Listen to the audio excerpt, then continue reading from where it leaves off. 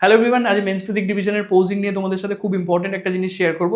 যখনই কেউ পোজ করছে স্টেজের উপর, যদি টোটাকে এরকম সামনের দিকে তারা ঘুরিয়ে রাখে, তাহলে তাদের ফ্রন্ট বডিটা সামনের দিকে শো হবে। জাজেসরা তোমাদের নিচ থেকে দেখছে। ধরো আমি একটা লাইনে দাঁড়িয়ে আছি, 10 জন দাঁড়িয়ে আছে সেই লাইনে, আমি একদম লাইনের এন্ডে আছি, তো সেটা স্টেজের একটা কোনায় পড়ছে। এবার সেখানে গিয়ে আমি যদি এরকম একটা পোজ মারি, তাহলে কি হচ্ছে, জাজেসরা নিচ থেকে আমার একটা আলাদা বডি দেখতে পাচ্ছে, সামনের লোকের একটা আলাদা বডি দেখতে পাচ্ছে, আর ওদিকের অডিয়েন্স অন্যরকম বডি দেখতে পাচ্ছে। তো সবসময় চেষ্টা করবে যখনই স্টেজের উপর উঠে পোজ করছো, এই যে টোটা আছে, এই পায়ের যে টোটা যে সাইডে তুমি ওপেন করো সবসময়, তাহলে এই টোটা সবসময় জাজেসদের দিকে পয়েন্ট করে রাখবে।